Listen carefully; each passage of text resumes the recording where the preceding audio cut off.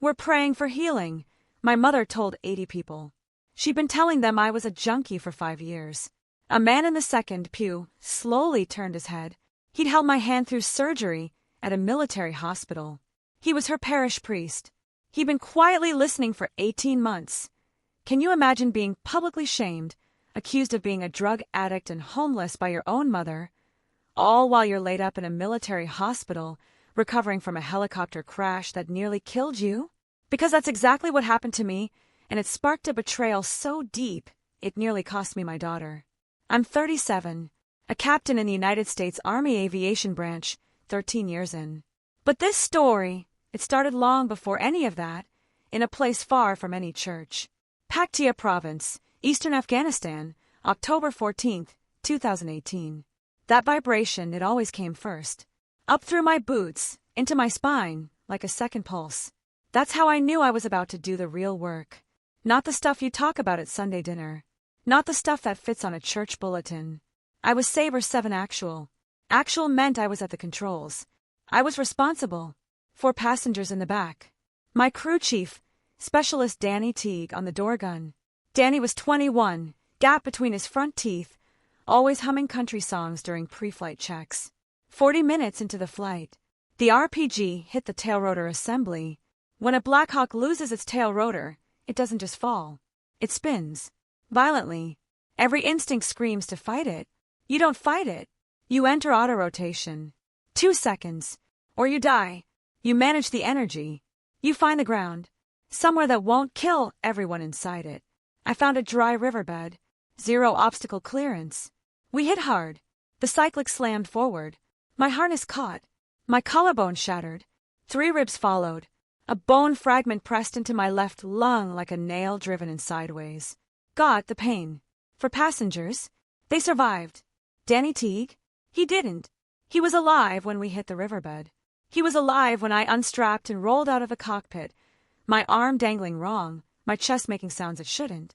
He was alive when I directed the crew into a defensive perimeter, sidearm in my right hand, 90 minutes of open ground between us and the QRF. He was alive for most of that. His last words, "Tell my mom it wasn't scary." I wrote that letter to Patricia Teague in Waycross, Georgia, on a piece of cardboard I cut from an MRE box because my right hand did most of the work, my left shoulder useless. The handwriting was shaky, the letters big, as if I had to press hard to make sure the ink took. I've kept a carbon copy of that letter in a Ziploc bag in my glove compartment for 6 years now. Still do. I was evacuated to Bagram's Roll 2 medical facility, flat on my back under that sickly green institutional light. Conscious, polite, I asked the chaplain to read Psalm 23. He held my good hand, my left was being assessed for surgery. When he finished, I quoted the last verse back, the old translation my grandmother taught me. My grandmother in Georgia, I told him. Nothing more. Didn't give my rank.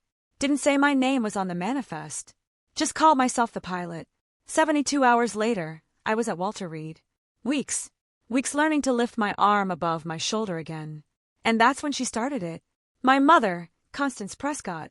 Not when I was home. Not when I could defend myself. No. While I was flat on my back, drainage tube, physical therapy, no phone access.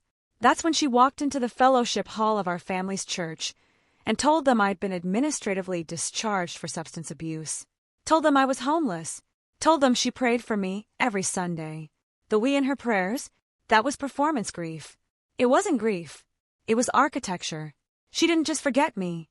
She replaced me with a version easier to explain.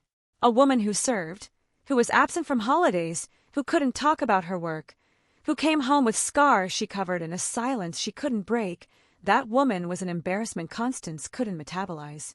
She needed a story for the empty chair at Christmas.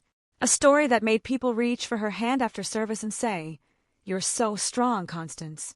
A story that put her at the center. A drug-addicted daughter gave her that.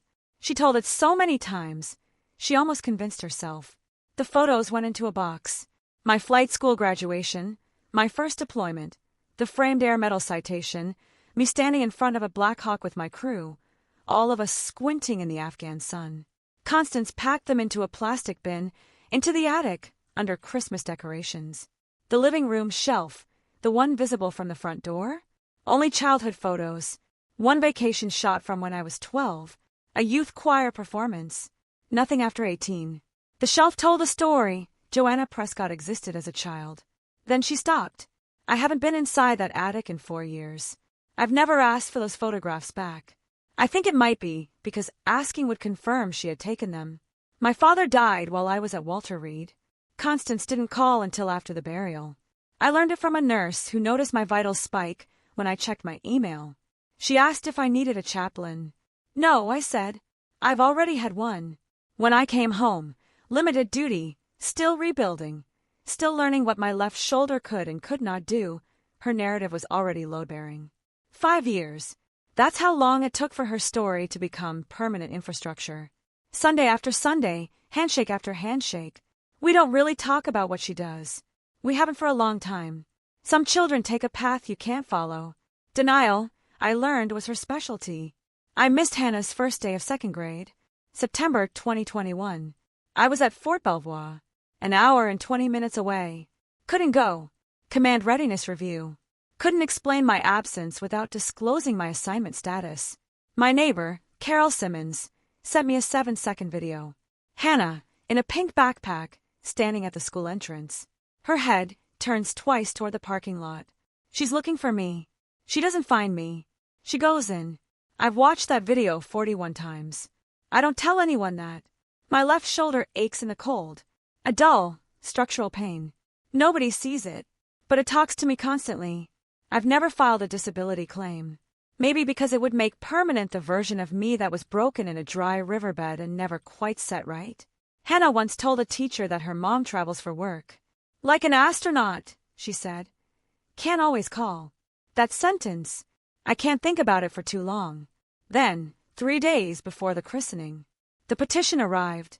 Parental fitness review.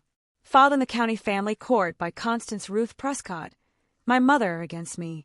It stated I was an unfit parent, unstable, unable to provide a safe and consistent home for my 8-year-old daughter.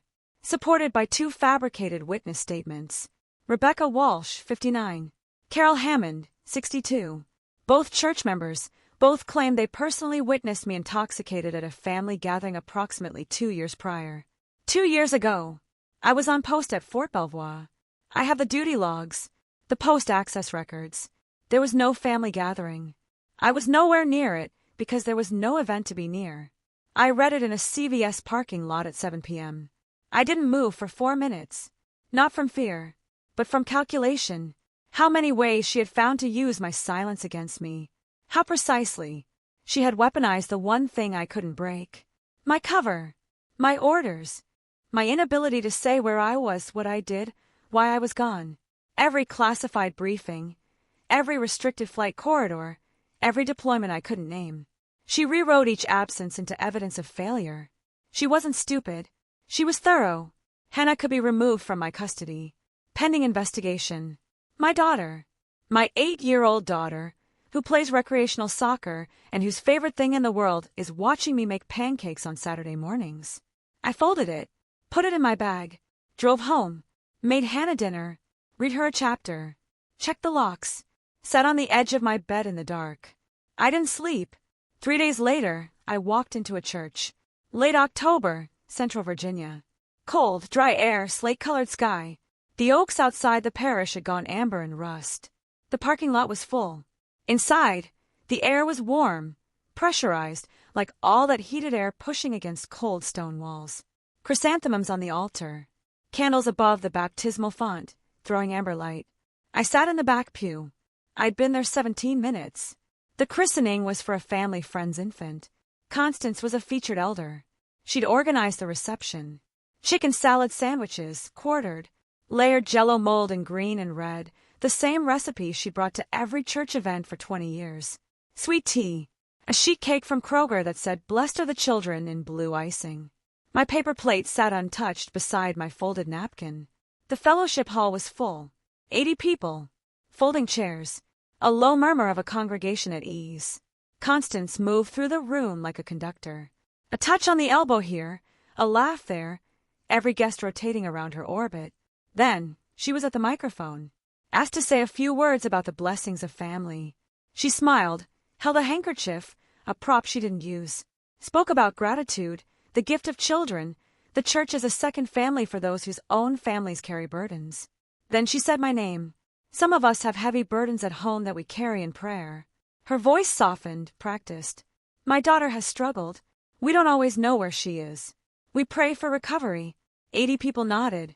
Even the candle flame above the font seemed to hesitate, as if the room itself needed a second before it could carry that weight. It wasn't grief. It wasn't worry. It was architecture. A story built over 5 years, one Sunday at a time, in a building where everyone already trusted her. And then a man in the second pew turned his head, looked past the folding chairs, the sheet cake, the sweet tea, the 80 nodding faces, looked to the back of the fellowship hall, looked at me. I was standing in the doorway, coat still on. Constance followed his gaze. The room followed hers. And when her eyes found mine, her expression didn't shift to shame or surprise. It shifted to calculation. She was assessing if the narrative survived the room.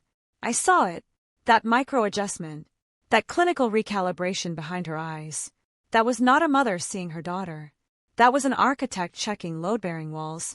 What they didn't know, what none of them knew, seated in those folding chairs with their sheet cake and their sweet tea, was that the man in the second pew, he had held my hand through something I'd never described to anyone in that room. Not once. Ever. They hadn't counted on one thing. I didn't move, my hands flat on the pew in front of me.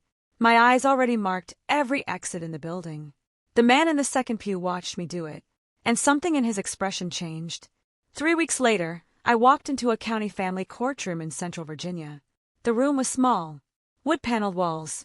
Fluorescent overhead light, the kind that buzzes at a frequency most people stop hearing after 10 minutes. I never stop hearing it. Institutional carpet.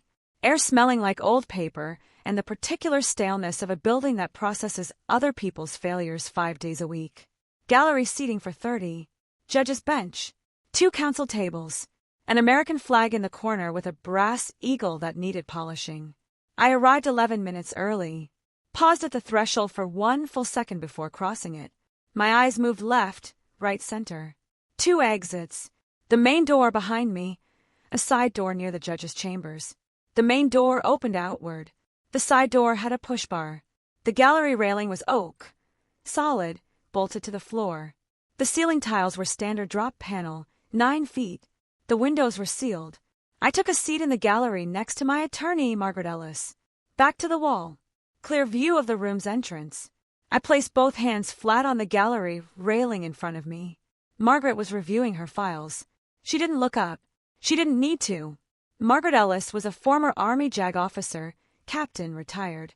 She and I share the shorthand of people who had both worn a uniform. When I sat down, she said, "We're ready," and turned a page. That was enough. Constance was already at the opposing counsel table with her attorney, William Graves. She was wearing a navy dress with a pearl brooch. Her hair was set. Her posture was composed. She looked like a woman who had come to do a difficult but necessary thing, the rescue of a grandchild from an unfit mother. She had dressed for the role. She had probably rehearsed in the mirror. She did not look at me. I did not need her to. Silence, I had learned, was the only cover story that never required maintenance. 8 minutes before proceedings began, a man entered through the main door behind me. I heard the hinge. I heard the weight of his step, measured, unhurried. The gait of someone who had spent years walking into rooms where the worst thing that could happen had already happened. He wore a dark coat. His Roman collar was visible at the neck. No medals. No uniform. No fanfare. He walked down the center aisle. He passed within 4 feet of me. He did not sit immediately. He stopped 1 seat away from where I was sitting with Margaret, and he stood there for a moment, facing the front of the courtroom. Then he turned his head and looked at me. He watched my hands on the gallery railing, flat, still, not folded, not fidgeting. He watched my eyes. I was scanning the room again. I hadn't noticed I was doing it. Left, right, center, exits. His gaze followed the scan. He recognized the sequence.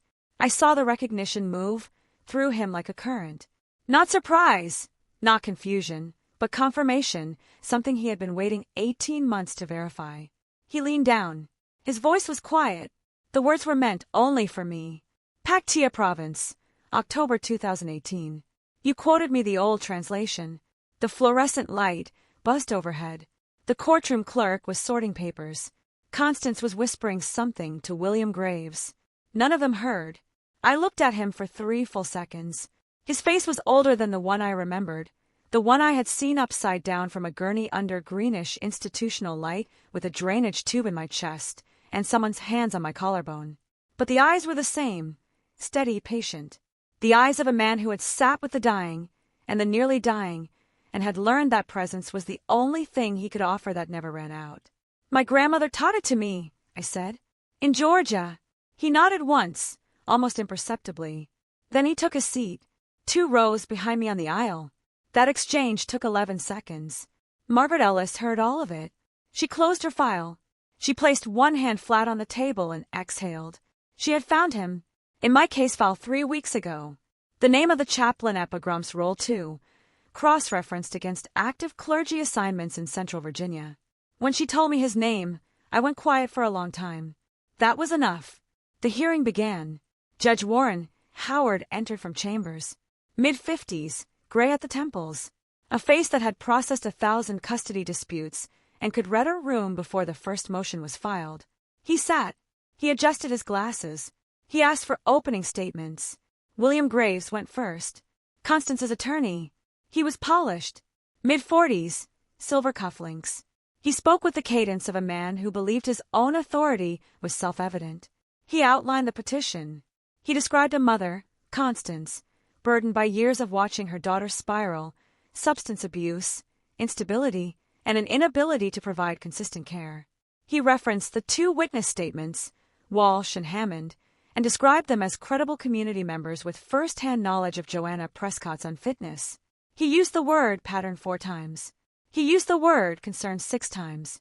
He used the word child 11 times. He did not use the word evidence once. Margaret's opening was 40 seconds long.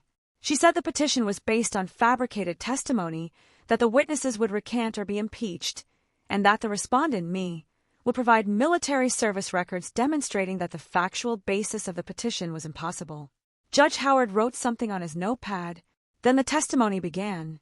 Rebecca Walsh was called first. She sat in the witness chair and held her purse on her lap like it could protect her from what was coming. Margaret asked her 3 questions. The first, Mrs. Walsh, in your sworn statement, you indicated you observed Joanna Prescott intoxicated at a family gathering approximately 2 years ago. Can you tell me the date of that gathering? Rebecca looked at Constance. Constance did not look back. Rebecca said she didn't remember the exact date. Margaret produced a calendar. She produced my duty log from Fort Belvoir for the 6-month window around the claimed event. She produced post-access records showing I had not left the installation during that period. Rebecca Walsh's hands trembled. She said quietly, Constance told me what to write. William Graves objected. Judge Howard sustained the objection on form, but the words were already in the room. They would not leave. Carol Hammond was next. She did not recant. She sat rigid in the chair and repeated her statement, nearly word for word, as if reading from a script she had memorized. Margaret did not press her. She simply entered into evidence the same duty logs, the same post-access records, and a supplemental filing requesting the court refer Mrs. Hammond's testimony for review under Virginia's statute on fraudulent statements in custody proceedings. Judge Howard made another note. Then it was my turn. I walked to the witness chair. I sat. I placed both hands flat on the table in front of me. Margaret asked me to state my name and occupation. I said, Joanna Prescott, Aviation Consulting Contract Work. That was my cover. I held it because I had been holding it for 8 years, and because the habit of classified silence does not break in a courtroom. William Graves began his cross-examination. He leaned into it. He had prepared for a woman he believed was unstable, defensive, volatile. He expected me to crack. He started with the petition's language. Instability, absence, lack of consistent parental presence. He asked why I had missed multiple family events. I said, work obligations. He asked what kind of work. I said, contract work, mostly logistics. He pressed harder. He referenced the Pactia crash, or what he knew of it, which was not much. He had obtained a fragment of my medical history through the petition process. Enough to know an aircraft had been involved. Enough to be dangerous with. He said, "The record indicates your aircraft was destroyed in an uncontrolled crash in hostile territory." He let the word uncontrolled hang in the air. He was implying pilot error. He was implying recklessness. He was implying that a woman who crashes helicopters should not raise a child. My hand stayed flat on the table. I did not look at him when I answered. The aircraft sustained tail rotor authority failure from a direct RPG strike. Autorotation entry was initiated within 2 seconds of failure. Confined area approach protocol was executed into a dry riverbed with 0 obstacle clearance. All 4 passengers survived. The aircraft was not set down uncontrolled. It was set down. I paused. That is the record. William Graves stopped mid-reach for his notepad. His hand stayed suspended above the table for 2 full seconds. He had walked into that question expecting a woman who pushed papers. He had not expected someone who could describe a combat autorotation with the clinical precision of an aircraft accident report. He did not know what tail rotor authority failure meant. He did not know what confined area approach protocol was. He knew only that the woman sitting in front of him had said those words the way a surgeon names the tools on the tray. Without hesitation, without translation, without apology. He recovered, but the room had tilted. I could feel it. Judge Howard removed his glasses. He set them on the bench. He looked at me for a long moment. Then he looked at Margaret. Margaret stood. She said, "Your Honor, the respondent calls a surprise witness, Father Thomas Wan." William Graves objected immediately. "We were not notified of this witness." Judge Howard looked at Margaret. Margaret said, "Father Wan is a fact witness with direct personal knowledge relevant to the factual basis of this petition. His testimony was not available at the time of initial filing. We are requesting the court's discretion under the interest of justice." Judge Howard considered this for 4 seconds. Then he said, "I'll allow it." The man in the dark coat rose from the second row of the gallery. He walked down the center aisle with the same measured gait. He did not look at Constance as he passed her table. He did not acknowledge William Graves. He walked to the witness chair and he sat. He folded his hands on the stand. He waited. Margaret said, "Please state your name and former occupation." "Father Thomas Wan." His voice was even, measured. The voice of a man who had delivered last rites and could calibrate tone the way a pilot calibrates altitude, precisely because lives depended on it. Formerly Major, Chaplain Corps, United States Army. 14 years of service, including deployment to Bagram Airfield, Parwan Province, Afghanistan, 2017 through 2018. Constance's head turned. Not slowly, sharply. The way you turn when a sound comes from a direction that should be empty. She had known this man for 18 months. He was her parish priest. He had sat in her pews. He had listened to her announcements. He had shaken her hand at the door after services. She had never once considered the possibility that he had been anywhere near the world she had spent 5 years erasing. Margaret continued, "Father Wan, can you describe the circumstances under which you first encountered the respondent, Joanna Prescott?" Father Wan did not look at his hands. He did not look at Constance. He looked at Judge Howard. "I was present at Bagram Roll 2 Medical Facility on the night of October 14, 2018. I was the on-call chaplain. A medevac flight brought in casualties from a personnel recovery operation in Paktia Province. One of the casualties was a rotary wing aircraft commander with a shattered collarbone, 3 fractured ribs, and a bone fragment pressing against her left lung." He paused. "Not for drama, for accuracy." I held her hand through the surgical preparation. Her right hand, her left was being assessed. She asked me to read Psalm 23. I read it. When I finished, she quoted the last verse back to me from memory. An older translation I had never heard anyone use in a hospital. I asked where she learned it. She said, "My grandmother in Georgia." Another pause. Her call sign was Sabre 7 Actual. She was the aircraft commander. She had directed her crew's defensive perimeter for 90 minutes with broken bones and a fragment pressing against her lung. The room went completely still. Not quiet. Still. The fluorescent light kept buzzing overhead, indifferent as always, but everyone in it had stopped moving as if the building itself had paused to decide what happened next. Father Wan continued. "She asked me to tell her crew they did right. She did not give me her rank. She did not say her name was on the manifest. She called herself the pilot. He paused once more. She was polite about it.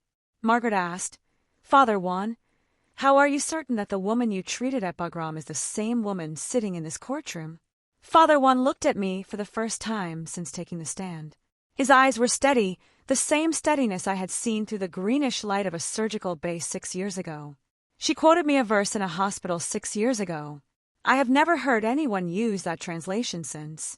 He turned back to Judge Howard. "I was assigned to Mrs. Prescott's parish 18 months ago. I heard Constance Prescott describe her daughter to the congregation on my second Sunday.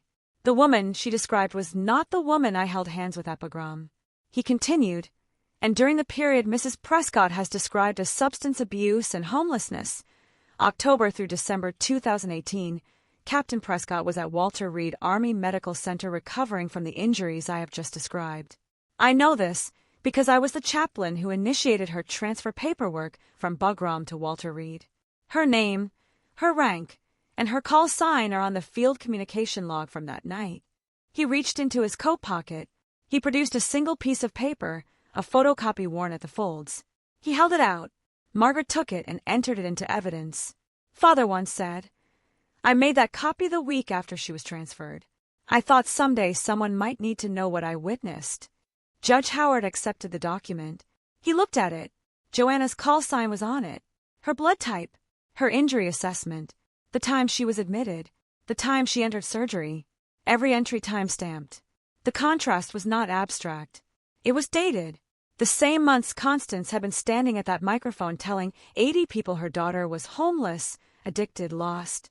Joanna Prescott was lying in a military hospital with a drainage tube in her chest and a dead crew member's last words in her memory. Judge Howard set the document down.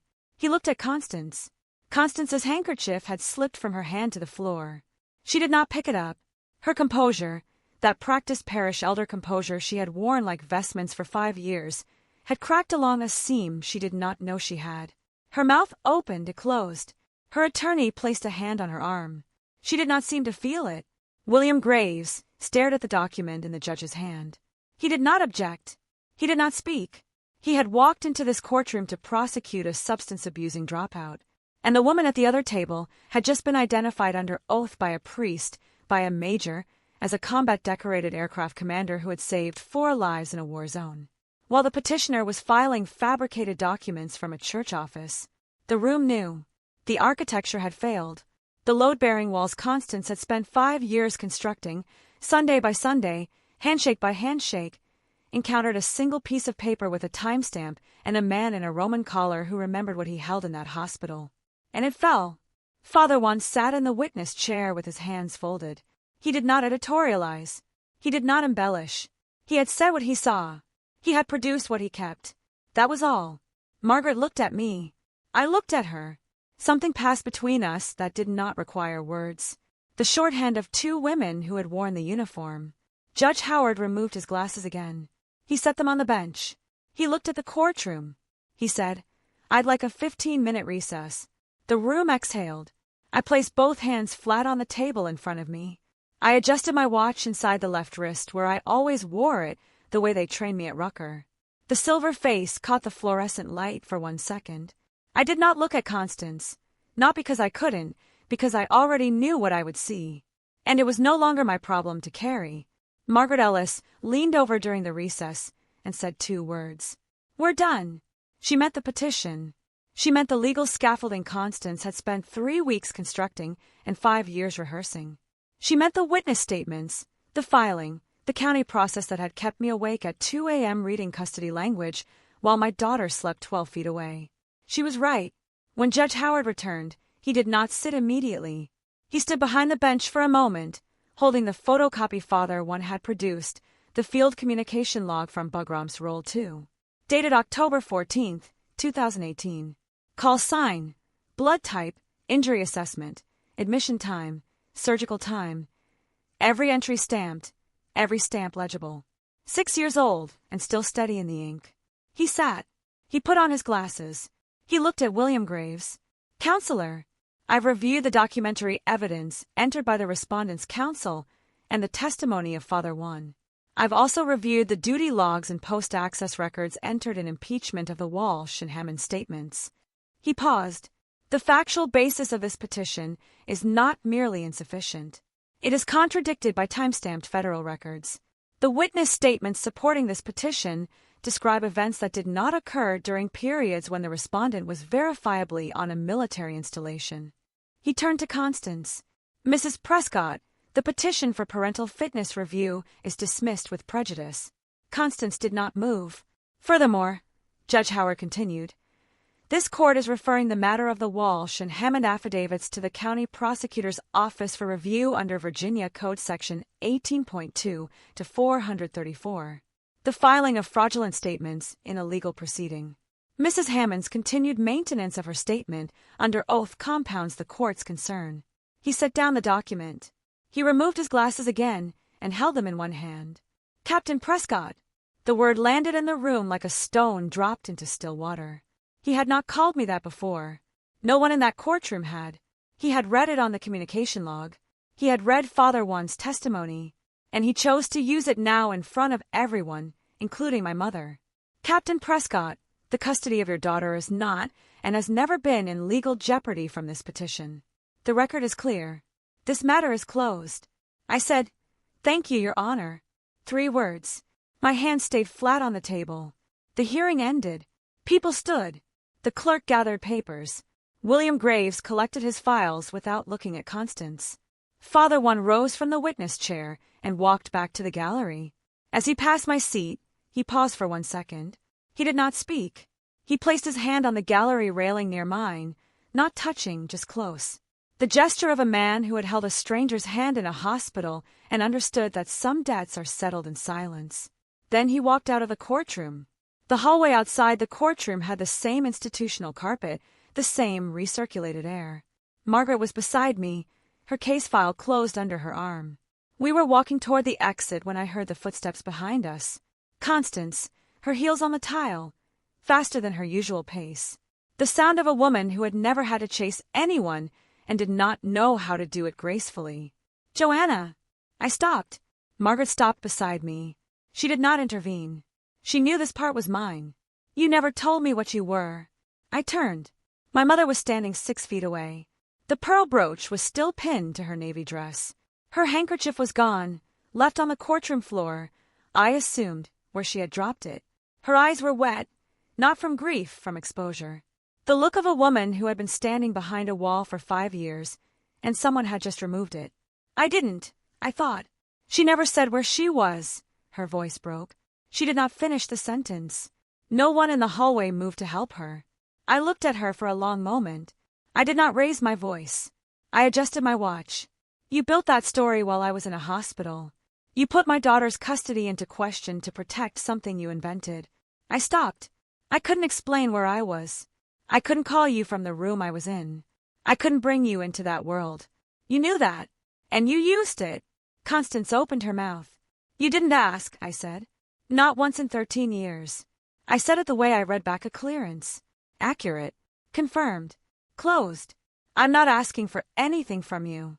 I stopped doing that. I turned and walked out of the courthouse with Margaret Ellis.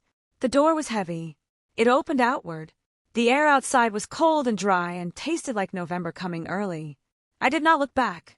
The thing about the truth is that it doesn't need to be loud. It only needs one good witness. The weeks that followed were not dramatic. They were procedural. That is how collapse works in the real world. Not in a single moment, but in a series of documents filed and phone calls not returned and doors that close one at a time until the person on the other side realizes they are standing in an empty room. William Graves withdrew from Constance's representation within 7 days. His office sent a 1-paragraph letter citing irreconcilable differences in case strategy. What it meant was that he had staked his professional credibility on a petition built from fabricated affidavits, and he needed distance before the prosecutor's review reached his name. Rebecca Walsh's recantation was entered into the formal court record. Constance told me what to write. That sentence, 7 words long, became the foundation of the fraud referral. Rebecca cooperated fully. She provided the original email Constance had sent her with the language for the affidavit, pre-written, formatted, ready to sign. Rebecca had not fully understood the legal weight of what she was putting her name to. She understood it now. Carol Hammond did not cooperate. She maintained her statement through the initial prosecutor's interview. She maintained it through the follow-up. She maintained it the way a person maintains a lie they have confused with loyalty, rigidly, without variation, as if consistency were the same thing as truth. The legal fees alone would outlast whatever friendship Constance had offered her.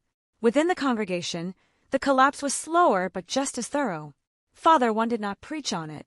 He did not editorialize from the pulpit. He did not need to. The testimony was a matter of public record. Court proceedings in Virginia are not sealed by default. Someone in the gallery, one of the 30 people who had watched a parish priest identify a combat-decorated army captain as the woman their church elder had called a drug-addicted failure, told someone. Who told someone? Who told everyone? The version that circulated was not exaggerated. It did not need to be. The facts were enough. A helicopter pilot with a shattered collarbone. A dead crew member. A mother filing false custody documents from a church office while her daughter was at Walter Reed. The facts to the work that 5 years of architecture could not withstand. Constance resigned her position as parish administrative secretary 3 weeks after the hearing. The official reason was personal health needs. No one in the congregation asked for clarification. No one organized a prayer circle.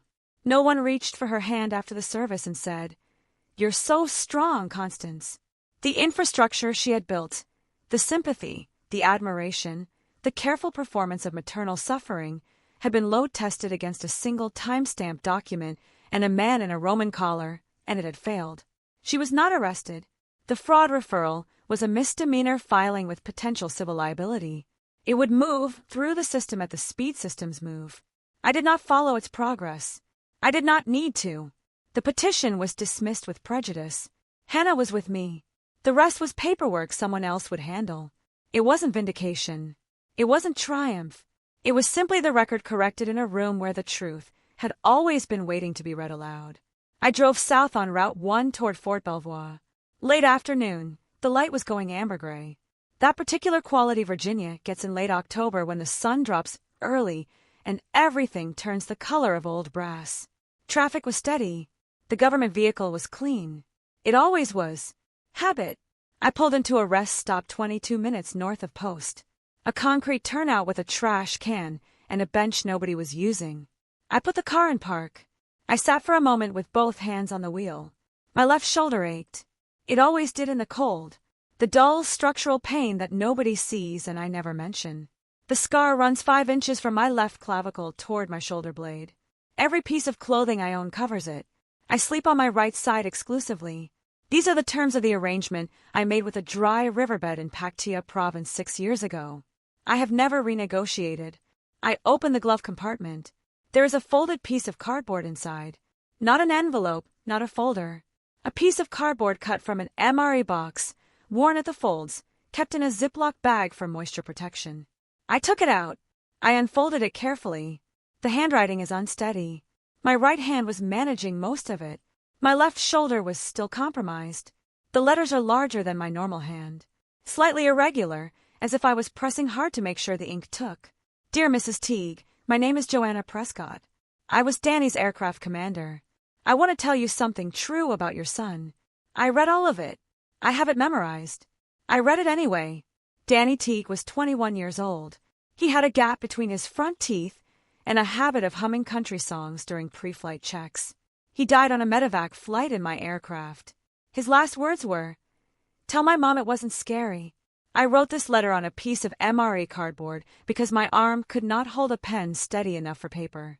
I have kept the carbon copy for 6 years in a Ziploc bag in the glove compartment of whatever vehicle I was assigned.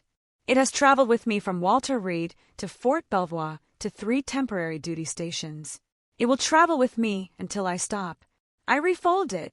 I slid it back into the Ziploc. I closed the glove compartment. I sat in the silence for 1 more minute. The amber light came through the windshield and settled on my hands, still on the wheel. I thought about Hannah. I thought about Saturday morning. I thought about pancakes.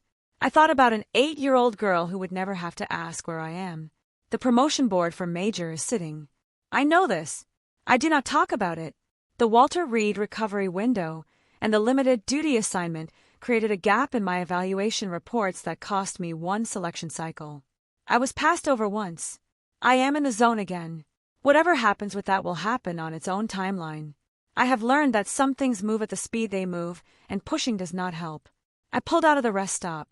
Fort Belvoir was 22 minutes away. My name was on the scheduling board in the squadron-ready room. I was back on the flight roster tomorrow at 0530. The professional world, the only world that has always known exactly who I am, was waiting. The amber light on the highway looked like rotor wash in a dry riverbed. I did not slow down. There is a carbon copy of a letter that still shakes in the handwriting, and a scheduling board that still has my name on it, and a daughter who will never have to ask where I am. That is enough. That has always been enough. I work at a post in Virginia now. No announcements, no church bulletins, just Joanna. If you've ever had your truth twisted or faced a betrayal that shook you to your core, hit that like button. And tell me in the comments, what would you have done in my shoes? How do you stand up when someone tries to erase who you truly are? I really want to know your thoughts. And if you haven't subscribed yet, you're not done here. Make sure to subscribe for more stories like this one.